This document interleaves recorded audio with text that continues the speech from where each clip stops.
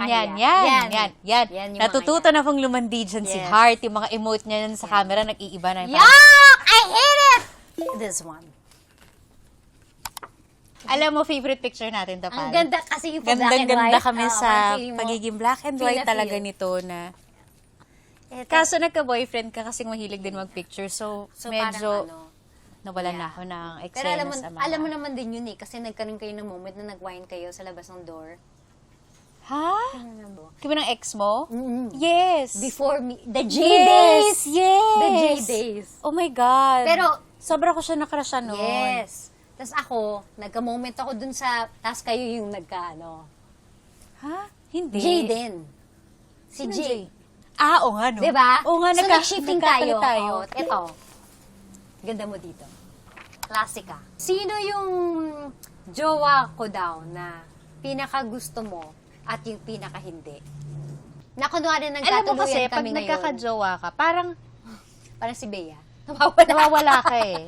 Oo, Nawawala ka eh. So, pag nawawala ka at nakikita ko yung happiness mo, parang happy na ako from afar. Feeling ko nun, si Echo, na parang sobra kang, na freedom. yung talagang grabe yung dami mong na-experience sa kanya, na feeling ko, it made you who you are today, kung gaano ka ka-strong Feeling ko kasi nakatayo ka because of that eh. Oo.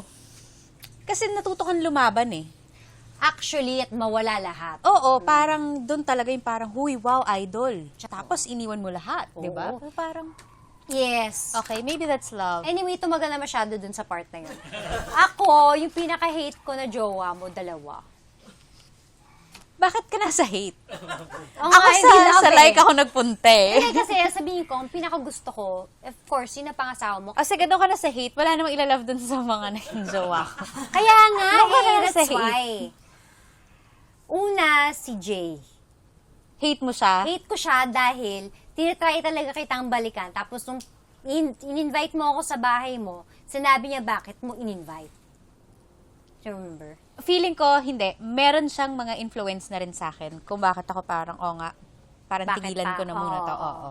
Yun, so parang, yun na, heartbroken ako yun. First kong hate, syempre si yun, yung maingay ngayon. Oo, my God. My God, hate ko talaga yun kasi yun talaga, from a distance, naging kaibigan ko yung someone, tapos kaibigan kita, tapos pa-rekindle tayo, tapos pagpasok ko nga doon, hinome tour mo pa ako, pinakita mo yung mga painting. Artworks. Oo, artworks. Syempre, alam ko kung Sino gumawa. Sino gumawa. Correct. So, hindi ko ma-break it to you gently kasi nga, hindi pwedeng mawala ang friendship. Pero ang ending, that was the last time I saw Angelica.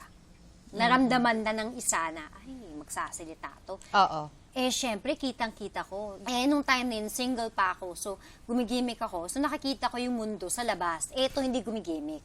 Wala. Tsaka ayaw niya talaga. Ayaw niya. Ayaw niya talaga na ma-reach niya yung mundo. Kailangan nandun lang siya. Kinulong ako, ganun. Oo. Tapos parang, grabe pa naman ito magbahal. Ito, wait lang, last. Bagong lahat. Sulat mo sa akin to, Pal. Ito ang sinulat mo sa akin. Bestie pa. Bestie! Pal pa. Grabe yung 2001. Oh, wow. Sorry ko ngayon lang ako nakaganong letter sa'yo. Ganyan sorry, pangit sulat ko. Ganyan talaga pag sobrang ganda, pumapangit yung sulat. Ang kapal na mukha, bata pa lang. Grabe, ikaw lang ang best friend ko. Grabe, nakakaiyak. Pero totoo yun. Ikaw na lang best friend ko. Parang nga kitang boyfriend eh. Lagi kitang tinatawagan. Haha. Cute, no? Ito safe. Binasa ko to. Anyway, mag-1 year na tayo. Yuck, parang mag-boyfriend. Na-realize ko, madami tayong pinagdaanan. Nagkakantampuhan tayo and eventually, pero because of that, marami tayong natutunan. Di lang sa friendship. I love you, Pal. Pal Dapak. Di pa rin nagbabago. Gorgeous pa din. Yung ikaw. Diba? Hindi magbabago yan. And then, na-save ko ang neoprint. Grabe.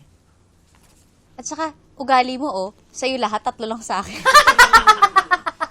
From pancit canton to spaghetti. So level up. We've made it. Ay, nako, Pal. Hindi ka pumalpak. Yes! Yes! Thank you. Malalagpasan natin. Bye.